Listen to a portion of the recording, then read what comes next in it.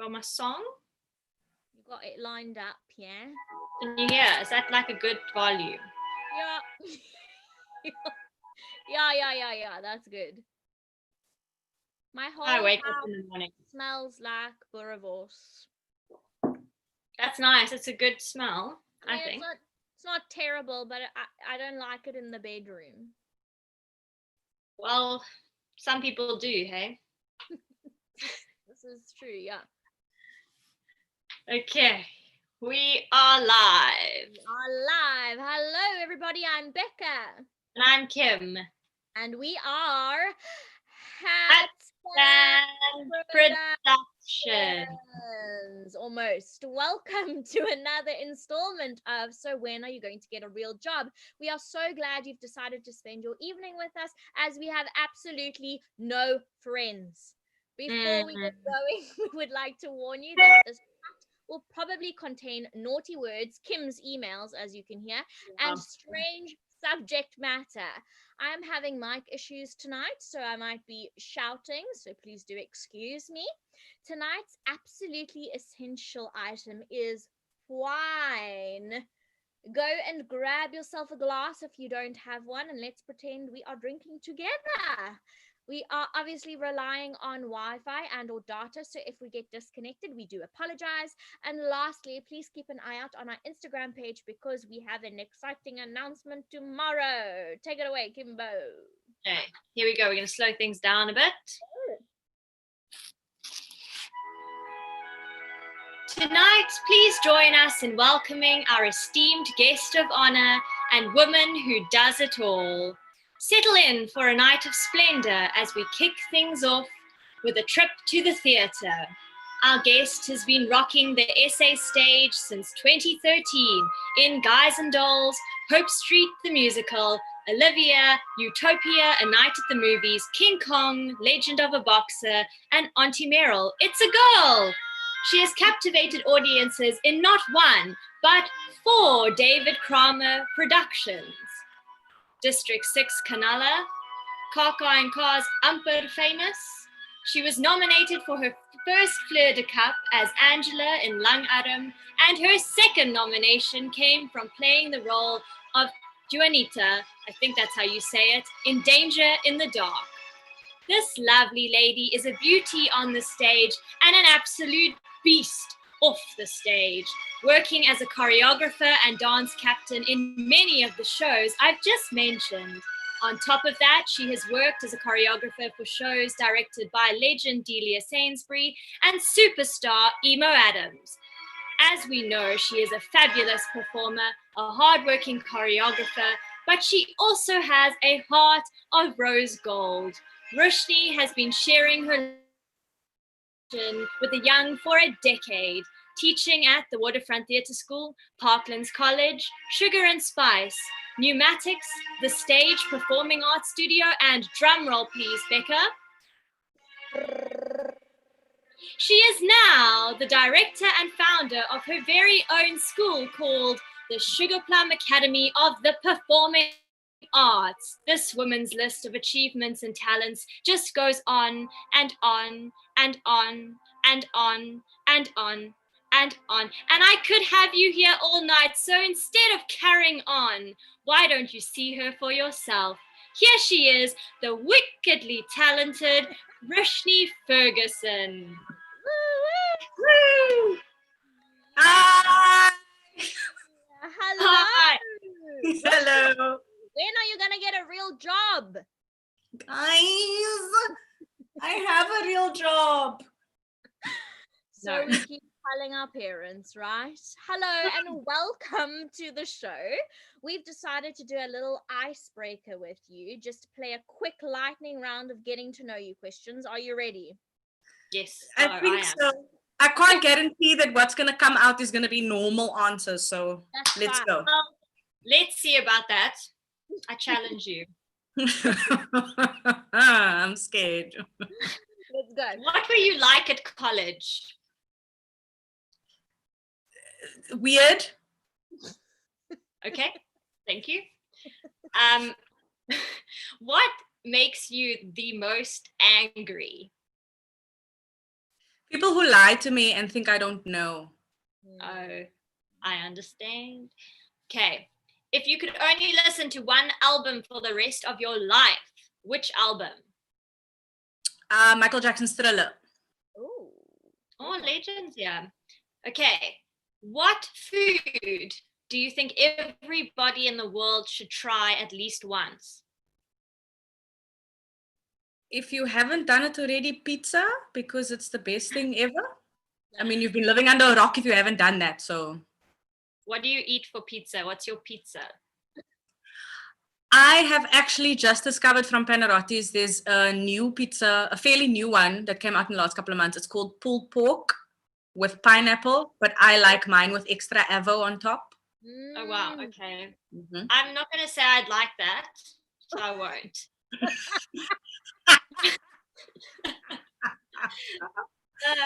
What is the last thing you watched on TV? American Housewife. It's actually paused on my TV right now. Right, but we won't keep you long. What's your spirit car? If you were a car, what car would you be? Oh, a Mustang, a 1957 fastback. I would agree with that. Okay, what do you think dreams mean? I think dreams are probably a representation of what you are truly feeling, but scared to say in your real life, if we want to go that deep. Yeah, we do. Mm. Well, that's, yeah. I'm not going to tell you what I dream about. I won't tell you what I dream about either. If that's the truth. Okay, who is the funniest character on TV at the moment? Ooh, well, with what I'm watching, I really like Ali Wong. She's pretty awesome. Cool. Okay, dokie. If you had a hamster, what would you call it?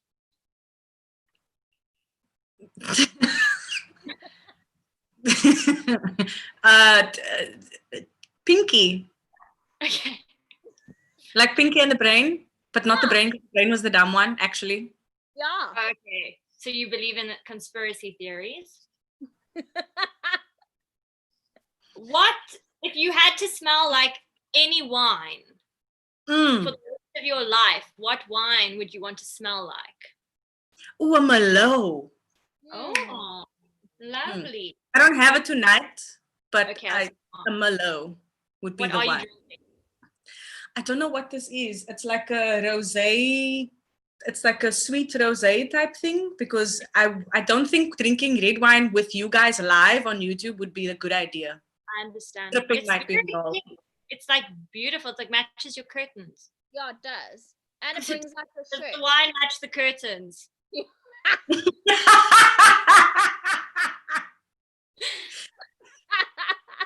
Oh my God.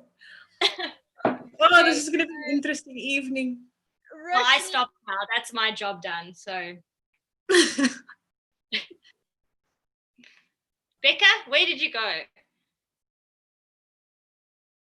I think we've lost her. Oh no. She's frozen, but it's fine. Let me carry on. That's technology. We blame the Wi-Fi and we blame. Okay, we can blame Corona because we are in this situation. If this was normal, we would be sitting in front of each other and doing this interview. Wouldn't it be terrifying if the coronavirus adapted to become like not only a bacterial virus, I think that's what it is, but also a like technological virus that infected our computers? Guys, then we might as well can we just NASA somebody? Did you find life yet on another planet so we can go? I'm done with Earth. I'm done. Nope. I'm done with this. Yeah, I'm gonna knock my way off this planet. I can't anymore. No. Is she back? Where did she go? No, she's gone, but I'll let her in when she comes back. But I'll carry on. So I did want to ask you. You've been very busy, so I wanted to ask you, coming out of college, have you ever taken the moment to look back at your career, and what do you think about it, looking back? I think, like you said, looking back on it, I think I've done things that I never knew I would be doing. Because I think us as artists, we always see ourselves going in a certain direction, but then there are so many different side quests that you do, that you end up doing, that eventually leads you to where you want to be, but you don't realize how much you've branched off and all the people that you've met along the way. Like that for me was the main thing, looking back, going, wow, I've done a lot of other things rather than what I actually wanted to do. Yeah. And has it helped you overall doing I like the idea of the branches on your way to your, Apple or whatever, the branches, have they assisted you? Oh yes, definitely. Because if I haven't met these people that I've met, I wouldn't have learned what I've learned and know what I know. If I had just been, a straight shooter, gone to my goal, did what I did, I don't think I'll be as successful in that way or have such a long career. I might have been a one-hit wonder or a one-show wonder and it would have been done. Whereas all the people that I actually grew up watching has now become my own mentors and also my colleagues, which is like, what? So mind-blowing for me, looking at it and going, oh my goodness, these people are actually people that I grew up watching on TV and on stage, and now I'm with them. It's so cool. Were you intimidated, like, because you choreograph for Emo Adams, who, I mean, our guests should know who Emo Adams is, but like, choreographing for someone, and you've done it a lot. Like, what's that been like? I was actually super intimidated. I'm not gonna lie, I was scared at first because I also didn't know the way he worked. Whereas I knew his brother, Lukman, because we had done the 6 Kanala together, and he was the person who actually got me in with emo. And I remember the very first rehearsal, Lukman and I, we have this love-hate banter going, we're learning the moves, everything. And Emo's just standing one side doing his thing. And eventually I had to ask Lukman, like, what is his deal? Like, why is he looking at me? Why is he, and then I realized that that's just the way he is. He internalizes everything and then he's just a calm soul. But when you see him on stage, a totally other different person. And I was a little intimidated, but now we have such a good working relationship that not only is he my boss, but he's also my mentor, and I can actually call him kind of a friend because I've been working with him for so long. That's amazing. Welcome back, Becca. No, I do apologize. I'm back. I hope my sound is working. Oh, louder! Yay! I restarted my computer and it's amazing. Hello, I'm sorry. What did I miss? So we talked a bit about like looking back on Rushney's career, like how she feels about coming so far and doing all the jobs she's done and keeping so busy. And we've talked a bit about choreographing for Emo Adams, a person that, someone you idolize, and then having to work, totally with them. And it is with them, you're a collaborator, but I think, it must be difficult when you put them on a pedestal and you think like you're my boss, but also like we're collaborators. It must be quite cool. Yeah. Oh, hectic. So Rush, because obviously we went to college together, I know a bit about you and I know what you were up to immediately after college.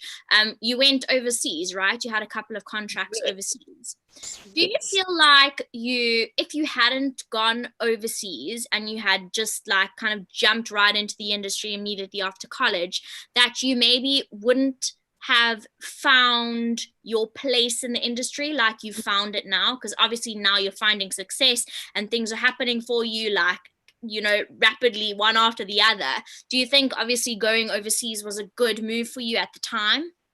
Yes, because to be honest, I learned a lot while I was over there. I had to grow up a lot because I was alone. Like, yes, I was with people that I knew, but you alone in a whole other country, having to do a whole different thing. Because look, doing gigs with a band is totally different from learning a show that you can do the same thing every night. Whereas overseas, we had to be on the ball. So it was kind of, we were thrown in the deep end. It was either sink or swim, and there was no lifeboat. So it was it was hard, but I think it wasn't the first time that I was taken off my path slightly, because I went and I did something totally different to what I was trained to do. I actually studied at UWCT for about 2 years. Yeah. Okay. Psychology. Haha. Wow. And I feel that, and I say this to everyone, I feel that if I had not done that first, going straight to Waterfront, I would not have been able to have the cojones to be able to actually tackle the work, to be mature enough to handle the stress and the pressure.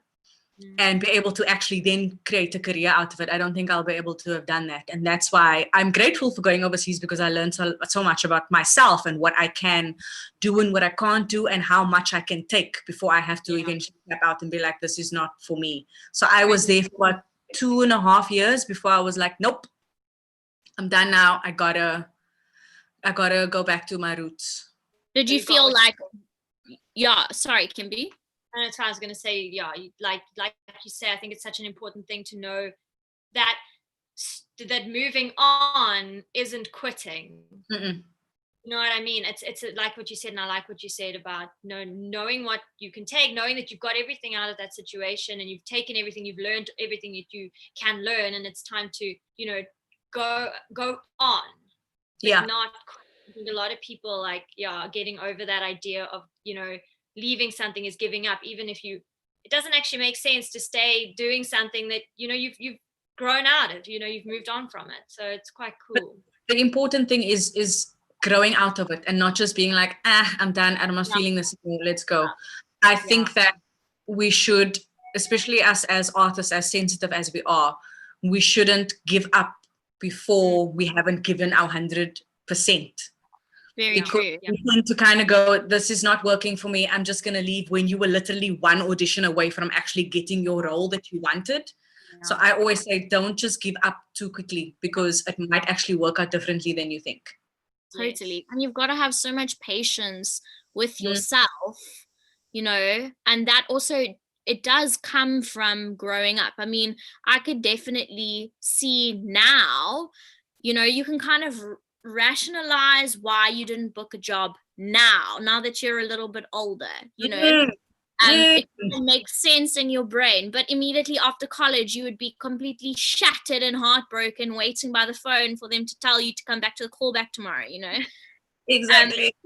So I'm stoked for you that you had a chance to kind of leave the industry for a little bit, move overseas, grow up, mature, realize what you want, so that when you come back to South Africa, you have a game plan. And it seems like you've literally just slotted into this wonderful industry that had a place ready and waiting for you. It's really incredible. I think I am always grateful, and I always say that it's by, I guess, divine intervention that I got what I got, because I almost said no to an audition. It was actually Fran who phoned me from college, and she said to me, you know what, there's an audition for District 6 Canala. We think you'd be perfect. Do you want to go? And I was like, no, do I really want to? Do I not want to? And I was like, okay, fuck it, do it. Sorry if there's small people listening. Talk like that. You've been warned. So and then I decided, you know what, do it. And then I got it. And then after that, it's just been kind of a snowball effect. I feel like if I didn't do that, I wouldn't be where I am right now. So thanks, Fran, if you are watching. Thanks, and isn't it amazing that, without key people in your life, you wouldn't have had an opportunity to do X, Y, Z? I feel like there are certain people in life, believe it or don't believe it, whatever people believe in, there are people that are being placed in your life for a reason. I believe that. Whether it's for only one chapter, whether it's for an entire book, whether it's a one-liner in your story, they are there for a reason. There's some people that I have worked with that I've never worked with again. But if it wasn't for working with them, I wouldn't have had that stepping stone to get somewhere else. So as much as we fight against ourselves, fight against other people, fight against our industry and whatever happens in our industry, if you aren't, it's kind of like Will Smith's dad told him, what is it? It's preparation meets opportunity. If you are not prepared for the opportunity that's coming your way, it's not going to happen. I think I said it. So yeah, I'm always prepared. Like sometimes things catch you off guard, but then you kind of go, okay, so what am I going to do about this now?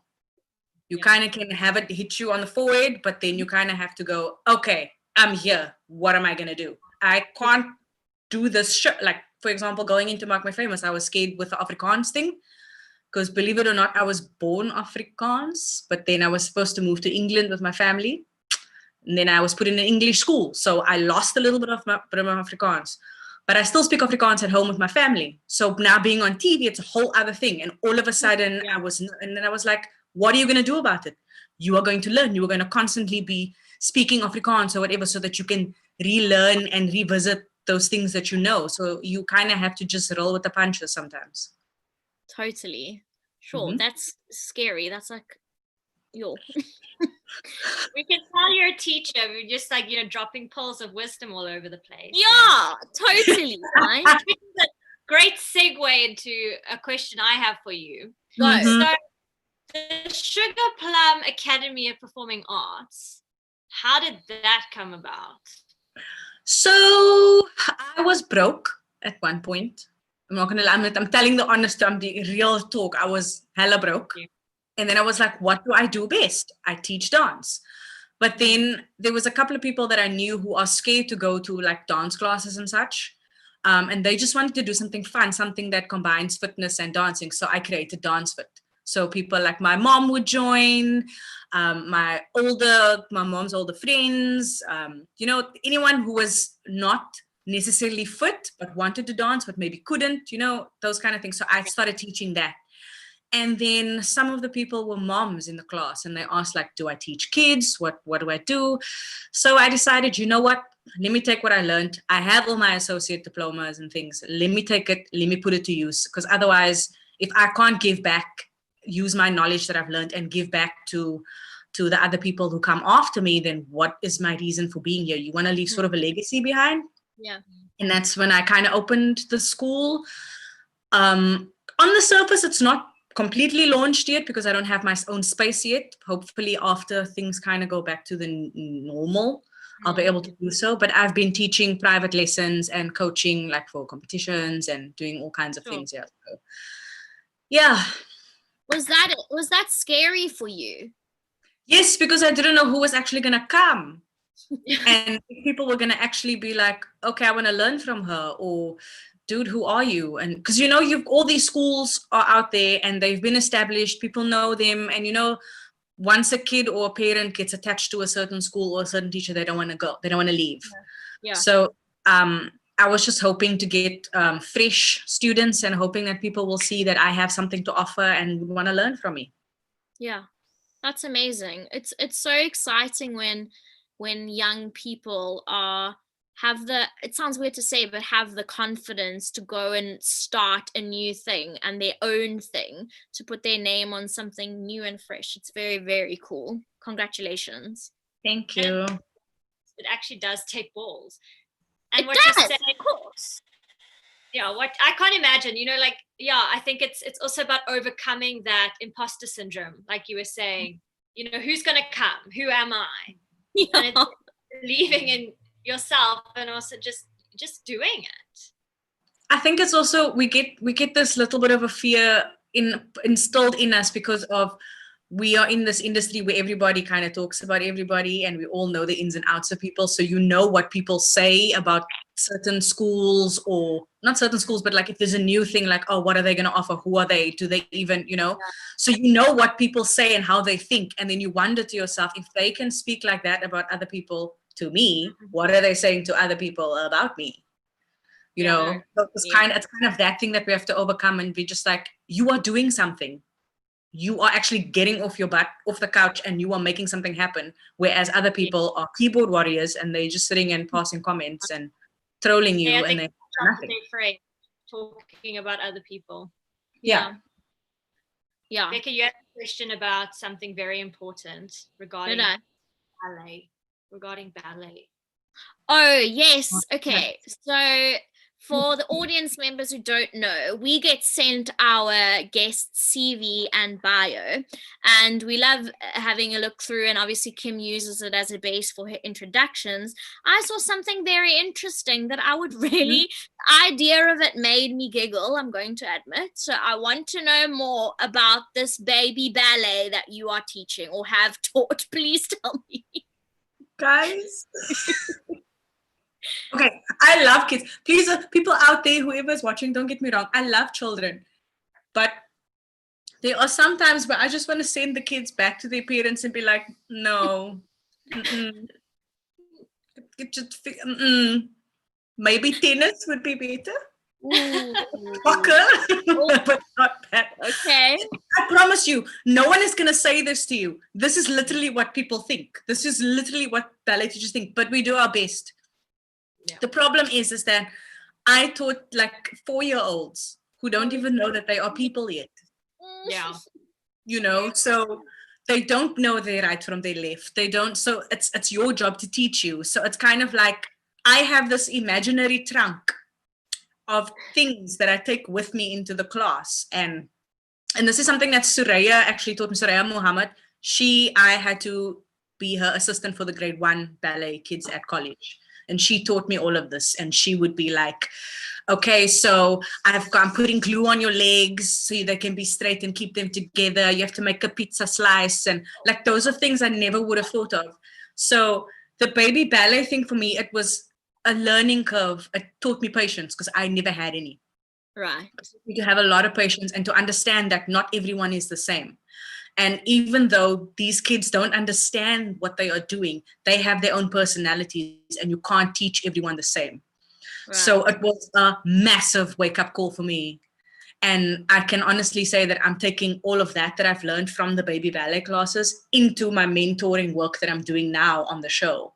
And kind of going, okay, these are the different people in front of me. I can't mentor each person the same. I have to understand that they come from different backgrounds. They understand things differently. They think differently.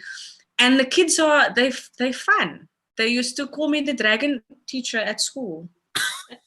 That sounds nice. No, they really did, because I used to come into the class and it would be like they would have to stand at attention. And I didn't mean, it's just like I'm a very big disciplinary entity. That's ballet, though. Yeah, it's for ballet. And I think they loved it. I hope they loved it. Just imagining tiny little people doing ballet is just making me so happy. They are the cutest things, but it's cute until a certain point, and then it's kind of like, yo, can you just do what I'm telling you to do now? Just do it, Pearl. Come on now. And it's not even, all they have to do is skip and, you know, and it's cute and everything. So I love teaching them, don't get me wrong. But at a certain point, I was like, nope, I tap out. I can't. I've learned what I needed to learn. Can I move on to other things? So if I have to, I would teach them again. But if I had a choice, I would take all the kids I get. All the kids. Yeah. So for the audience, Becca and I also are teachers. Becca, you teach some dance, but it's more musical theatre based. Yeah. Whereas, yes, we are sympathetic to the plight of small people doing anything technical. Oh, and when they have to pee, all of them must go pee. Yes, because they forget that they can, and then they hear the word pee, and they go, "Oh yeah, that thing. I must also." I need to go as well. So now all of them, all 15 people in my class must now go pee.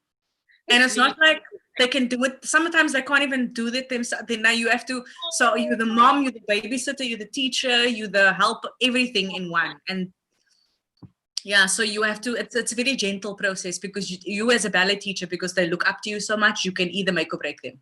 Yeah, totally. And that is so important. Hey, I think like we have such a huge responsibility as teachers to ensure that we are not damaging our kids in any way. Because the things, I mean, I've had experience where things have been said to me, about me in a dance class, and they stay with you forever. Ever and ever. From a child. So a child has no filter. They are as honest as possible. Then you must hear all this stuff. And I'm just like, wow, is that how you see me? And that's how you kind of start adapting your own personality. You kind of have to like reflect on your own self and be like, is this how if these kids see me this way, how do adults see me? Do you know what I mean? Yeah, so totally. it's a massive learning curve. Totally. I once had a kid, sorry, this is a good story for Rushney. I had a kid come up to me, I taught this drama class, and he comes up to me and he's Afrikaans, so he pulls on my like jacket and he's like, excuse me, miss. So I was like, yeah. He goes, what the qualification do you have to teach me, eh? This like 10-year-old. And I was like, oh, I'll bring it for you so you can check it next time. Sometimes they overhear the parents ask these things at home. Yeah, exactly. I was like, this person's mother or father's gone, what does this chick know about drama? Now he's coming to confirm. I know nothing. My standard answer lately is Google me. Google me. You want to know who I am? Well, Google me. Because I don't have time to explain my CV to you. I mean. I'm glad we didn't get that response when I asked for your CV. Imagine. Oh so Rushney, looking at your CV, it's very clear that you have achieved a lot in your life. I don't know if this is a fair question, because we've obviously established that you kind of do lots of different things. You wear many different hats. Do you have one aspect of the performing arts or one aspect of your career that is the love of your life, like you favor it over everything else? That would be singing, I think. Mm-hmm.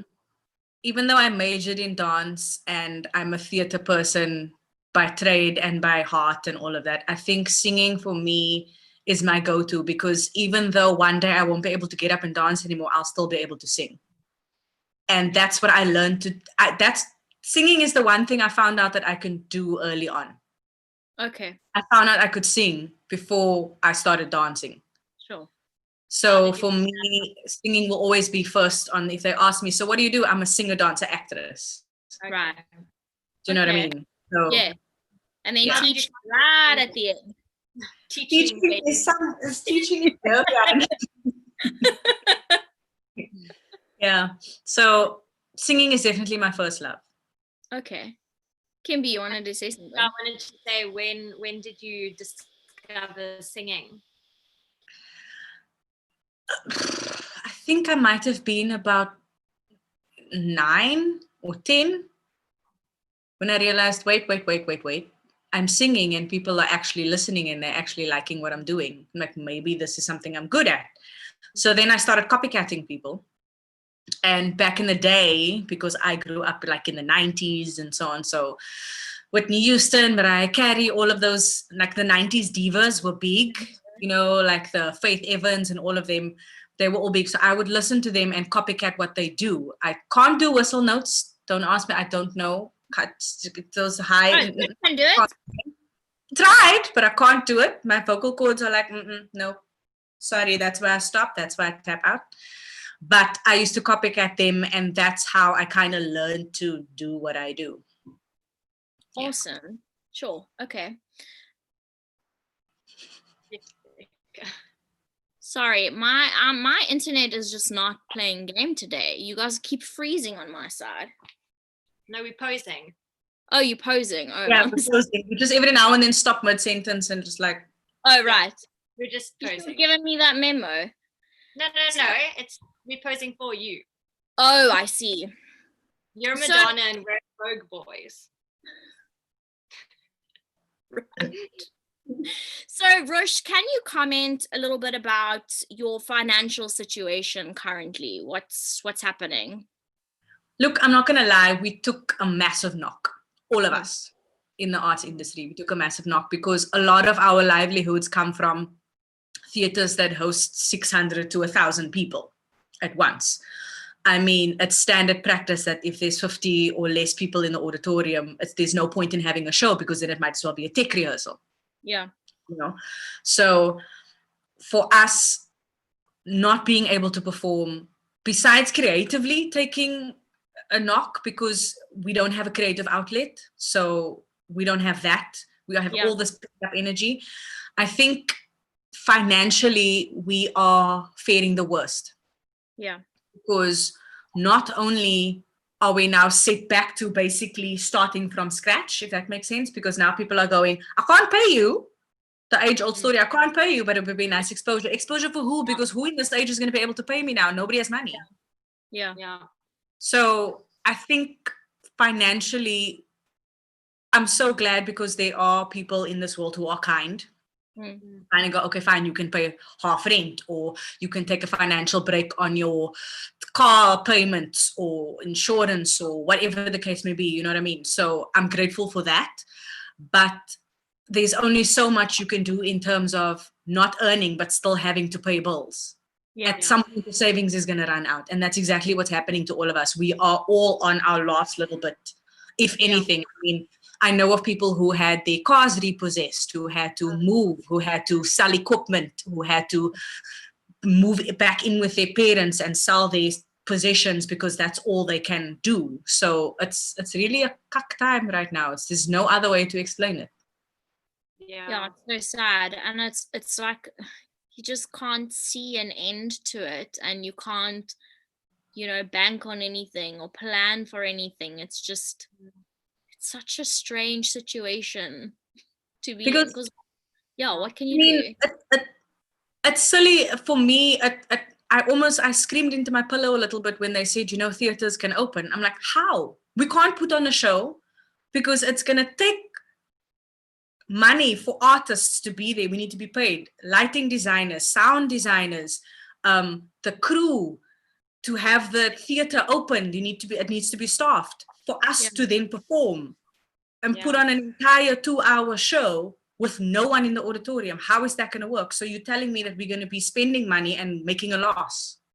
So therefore, and besides that, having to open theaters now, it's going to cost how much to sanitize a theater every night after the show is done? It's ridiculous. They're going to bankrupt the theater industry. But then they don't really want to assist us, which is fine. There are some people that were paid through the Department of Arts and Culture, Sports and Arts and Culture, who took 3 months to pay people, just by the way. And so now you're kind of sitting and going, how are we going to fix, how are we going to come out of this? Because there's no producer that's going to be able to put on a full-scale show after making such a loss, after losing so much money, Artists are now going back to charging minimum rates because nobody has money to pay us. Do you know what I mean? Not only that, the public is going to now be scared to come out and watch a show. So you're going to, even if we are fully capable of doing the show, who's going to come and see you? Where are the ticket sales going to come from? Where's the profits going to come from? So I'm just holding thumbs and crossing my fingers that the government can actually see that without us, you can't watch what you watch on TV. You can't listen to what you hear on the radio. You can't read. You can't do anything. So help us, because without us, the world's going to be a very dry and morbid place. Yeah, exactly. And like artists, I mean, especially in a theater production, actors, not necessarily lead actors, but definitely ensemble members already are the bottom of the financial, payment chain. And and the second that you have to take as the production house to take away, from people, the people on the bottom of the chain, already aren't getting paid great, and now it's just going to be less. And it's funny that you said, the paying for exposure, I can't pay you, but you'll get a wonderful opportunity, and you think, that's just an age-old freaking thing for an artist. That's always what we're told. I can't pay you, but what a great experience. Exactly. I can eat exposure. I can put petrol in my car with exposure. I can pay my rent with exposure. I can pay my medical aid with exposure. I mean, I can buy makeup for your show with my exposure that you are going to pay me. Exactly. Not crazy. Rush, does it make you feel like you should plan to get a normal job at all? Like, has there ever been a thought in your head where you were like, man, what am I doing with my life? I need to be an adult. I'm not going to lie. There are times where it's kind of where you have this instilled in your mind by, I guess I would say, older generations, that age old, you know what? First study, get a proper degree, get a proper qualification, and then you can go do what you want to do. Sometimes I find myself going, you know what? I can actually do nothing other than this. So even if I were to go and be a secretary in a doctor's office, I wouldn't even know how to do that. So, so there were times where I thought, you know what? Maybe I should just go work in retail, or just go get a waitressing job. I'll make enough tips or whatever, So it's you're stuck between a rock and a hard place in that moment, where you kind of late at night, 3 o'clock in the morning, you're laying awake, you're not getting any jobs, there's no auditions, and you're kind of going, what am I going to do? I don't know how to do anything else. But you get to that point where you almost give up. It comes back to the thing I said earlier on, where you almost give up, but then you go, you know what? No, this might be the one. and hopefully we can come out stronger out of all of this, because as I see us as artists, we are standing together a lot better than we used to. Oh yeah, Yeah. totally. Yeah. All over social media, all over the internet, all over. People are coming together and we're trying to make things happen. It's Yeah, amazing. nice sorry, Becky, you go. Sorry, I was just gonna say that I've never felt more connected to my industry than I do now. Yeah. It's Yeah, making it's people see that something can be easily taken away from you that fast. Yeah. All of those people, the artists or other people who are established or a little bit more entitled than us, who are just coming up now and so on, we are all now more or less on a level playing field. Yeah, I hope, because I think so. at the end of the day, we are all out of work. Yeah. We are all trying our best to scrape by. You're lucky you have a job during this time. Yeah. Sorry, and I guess young people have an advantage. I say young people like I'm not young, because I am not. But they like something like TikTok. It's huge, and people are making lots of money off of that. I mean, it's the most daunting thing ever. But you think those people are much better. The younger generation are so good at adapting because they're coming up with the social media platform. There are things called YouTube stars. Did you know that? YouTube celebrities? I didn't know that was a thing. But maybe we are up and coming. Like 10 million followers or 10 million subscribers. I'm like, how? I have 24 subscribers and I've had a YouTube channel longer than you. The people that have all these subscribers and stuff. And I think it's because they're not scared to put themselves out there, and if they make a fool out of themselves, they do it. If they succeed, they succeed. If they fail, they fail, but they're not scared to try again. And I think our generation, and I don't know if I can speak for everyone, so I'm just going to speak for myself, but I know that it's been instilled in us to go before. I don't want to fail, because failure has been made out to be this amazing, this massive downfall, whereas the next generation, they know that failure is just kind of going, okay, that didn't work, let's try something else. It's another step. They don't see it as a total and utter complete mess up, whereas we fail once and you go, that's it, I'm not doing it again. Oh well. Yeah. It's so sad, and also that you have to have all the answers before you go into it, because Becca and I both struggled with that before we launched the platform, where we were like, okay, we need to, before we can make a YouTube show, we need to know how YouTube works. We need to know who founded YouTube. We need to know everything about YouTube, everything about Zoom. We need to know how to, and you think to yourself, just do it. Yeah. Just hit because you learn see what happens. Yeah. But we're so afraid to fail that we're like, must have all the steps and all the information so that, I know what I'm doing. But actually, just do it. And that's why I think our generation is so, please don't shoot me for saying this, but we're a little bit further behind than where I think we could be, because we are so scared to just jump in and do something that we just don't try. Yeah, totally. You know what I mean? So I think that one thing I did learn while I was working is that I learned a lot more out here than I could ever have possibly learned while I was still studying. I know that they prepare you as much as they can, but once you're in the industry and once you're actively working, it's a whole different ballgame. Yeah, totally. So, Rosh, going back to lockdown, what has been your sort of general emotion? Like, what have you felt the most? I've been like this. At everything, just like this, one thing after another. Okay. So how do you kind of pick yourself up? How do you get over that?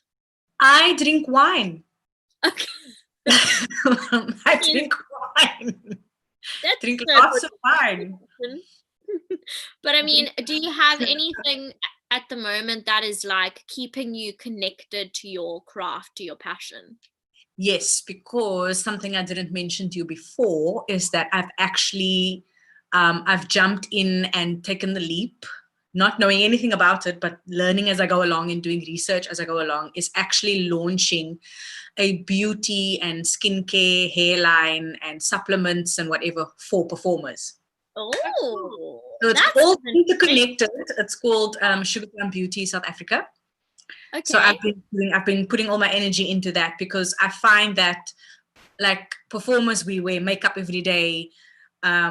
We have to have the stamina to go from one job to the next. We have to have the endurance to, we have to be able to sustain your energy from 9 till 5 for a rehearsal, then possibly doing the show, then waking up tomorrow for an espresso interview in the morning, and then going straight to rehearsal. I mean, that's something I've had to do, where I had an opening night the one night, had to be up at 6 o'clock for an espresso interview, and then gone straight into a rehearsal for the full day and did a show the evening. Sure. I don't know how I did it, but somehow I did. And I found that there is nothing on the market right now that can really sustain you and do it organically, and not with extra things pumped in and stuff. So that's essentially what I want to do, is start doing endurance products for us as artists that are healthy, that won't affect your vocal cords or your skin or your hair or whatever. Hair masks, because we know we gel and hairspray everything, tease it to its wondrous oblivion, makeup, things like that. So I've been doing all of that kind of thing. And thank goodness I have a dad who is in the medical profession. So he's a pharmacist, so he helps me kind of formulate everything. And so I know that I'm doing the right thing, that I'm not just throwing shit together and hoping for the best, and then someone comes back with a rash, and then, so that's what I've been doing. So I think if it wasn't for that, I don't know where I would be, because my day starts off kind of with, okay, this is my target for the day, this is what I'm going to do today, and it keeps me going. That sounds amazing. That's really exciting. Flipping hell. Hopefully it works. I mean, again, if it works, it works. If it doesn't, it doesn't. But we can't be those types of people that are scared to do stuff anymore. We have to just do it. Yeah, I agree. Once again, it's like pushing the point that as an artist, you're not just an artist, you're an entrepreneur, and that you've got to follow your passion. And if that means creating this line, a lot of people may be like, oh, but it's not performing, but it's not, it's your passion still. And it's about being able to be, what's the word I'm looking for? Adaptable. Multifaceted is not the word. Yes. Adaptable, and doing what you love, and not. And I think it's such a good point, especially for people coming out of the industry who may be wearing blinkers, going, must be performing art, must be on stage as a leading lady. So the fact that you are a leading lady and you are adaptable, it's such a great thing for people to see. It's amazing. Definitely. And so inspiring, because like you say, people go out there, go to a couple of auditions, figure out that it's a lot more difficult than what it seems to be, and then they give up. So I definitely think that, like, keeping your passion alive, even if it means venturing off to the side for a little bit and then coming back to your main thing, is really, really encouraging and inspiring. You end up branching off and doing all these kinds of side quests, and it just ends up being a learning curve for you as well, because it can actually expand you as a performer and create a better work environment for you if you are doing a whole lot of other things and not just obsessing over one thing. It can make you crazy. Definitely. So, Rosh, we've had some questions from a couple of people from online. The first question we have is, what is your dream role, and what show do you want to come to South Africa? Oh, guys, this is not even a thing. I want to be Nala in The Lion King. Oh, yes. I see it. Yes. Okay. Okay, so Tara says, so there is a musical about cats. What do you want a musical on or about? Wine. I knew you were going to say that. No, I think, how do I say this? I think this has already been done. The realness of theatre. I think a chorus line that we did at college was the first one the one that I know that best describes what actually happens in an audition, what actually happens throughout your life as a performer. If you listen to the inner monologues of those people, Yes. I think a production that actually tells the truth about the industry would be great. Hey, what about if there is one and I don't know about it, I'm sorry, but I just think a little bit more realistic show and nothing that's sugar-coated, just honest. I agree. What about a musical or a production about what life is like for professionals in the theatre industry in lockdown? I think that's sure. It would be, I think it would be very intense and funny and intense. I think we should do it. Let's do it. It could be a promenade piece that you could like have like imagine a hotel, right, that has different rooms, and the audience travels from one character to another because you're trapped in your house, your little apartment, and they can travel around. Yeah. What was that called? Huh? What was that called? Do it at college, where you go from studio to studio and there's different pieces in the studio. Yeah, promenade theatre. Yes. Oh, you just said it. Yes. Sorry. So we've made a mistake and made this available to all of our viewers on YouTube. Please don't steal our idea, guys. If you want to, you have to include us and let us like be part of it. Rather come and help us. Yeah. Okay, agreed. Okay. Next question. What has working with David Kramer been like? It's been so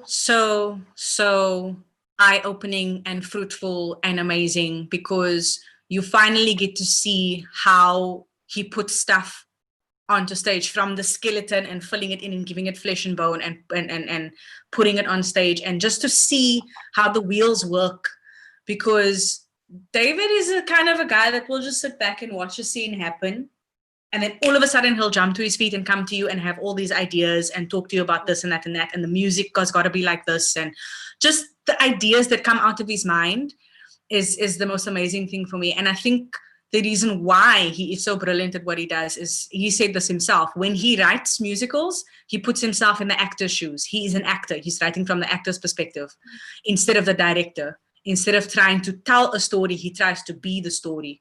So that's what makes the work so real and so relatable and so honest. Love that. Sure. Okay, and one last question. Please share a funny backstage or onstage story. I must think, there's so many.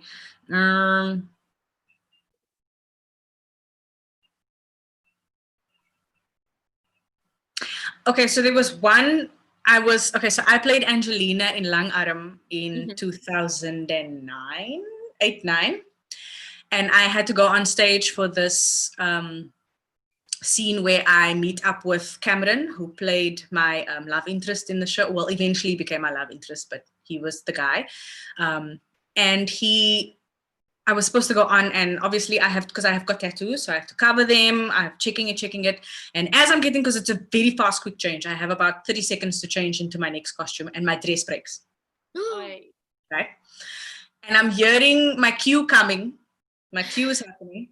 And the dresser, her name is Carmen, she comes running to me with a needle and thread, and she ends up, as I'm walking onto the stage to make my cue, she's busy sewing me into the dress. Sewing me, and I'm panicking and I'm just hoping whoever's in front there will realize that I'm late and just keep going. I hope my mic is on. I hope so that I can start saying my dialogue before the time.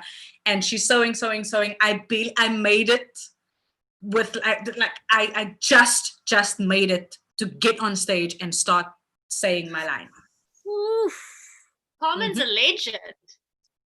That is so stressful. I would have just sat there going, sorry. That show was like this. It was my backstage track was just as intense as my onstage track, and it was quite a big one because it was my first lead. Yes. So I couldn't be as calm and nonchalant as you know, Ensemble. You can chill a bit. Like I look, nothing. I mean, I've been Ensemble, and you work a hell of a lot, but you can play a little bit more. Whereas one of the leads, especially if you're telling the story, you have to be more in it. And I swear there's many times where I barely made it. Times where I can't hear anything and I have to pretend that I know what's going on, or you forget lines. And there was once where I forgot a line and Cameron's looking at me, waiting for my cue. And there's this, it feels like forever that you're standing there. That's probably just a split second, but it feels like forever that you're standing there and trying to say your lines, but you can't. I also started singing in a different key once. Okay. So what had happened was our guitarist on that, and everything happened on that damn show, I swear. Oh no, the same show. So our guitarist was in a car accident and he couldn't play the show, right? And there was a song that started with a guitar, but then they switched it to the sax, so that the sax starts. So I got used to the sax playing, leading me in, and I would start. Then on this particular night, they forgot to tell me that the trumpet is going to play. And when it's muted, it sounds quite high. It sounds, you know what a muted trumpet sounds like. Yes. And he started playing, and I just could not find the key. And I probably started like a whole 3 or 4 keys away. And I eventually found myself back. And we just could not stop laughing. Oh my gosh. Nobody knew, but we knew, and I knew. And it feels like the earth must swallow me up at that moment, but it happened. I mean, I feel like that right now, just hearing that story. Yeah, I mean, there's many. I mean, especially in Danger in the Dark, for example, I don't know if you've seen the production, but I had a scarf. I swear the scarf needs to have its own dressing room, because without that scarf, the show won't happen. Because the whole entire story of Juanita's character goes around this scarf. Which she actually gets killed with at the end of the spoiler, which she actually gets killed with at the end of the show. And there's this one particular scene where I have to go and help my friend, and because the show is about drugs and alcoholism and abuse and all of that. That's everything that's happening in the Cape Flats and in our communities right now. And I'm wearing the scarf. It's like a silk type material, and it's draped over me. And what happens is that because my hair is curly and thick at the back, if the scarf gets trapped, it can't slip off, right? Right. And in that scene, I need to drop the scarf. Right. And I need to make it look like it's natural and it's happening.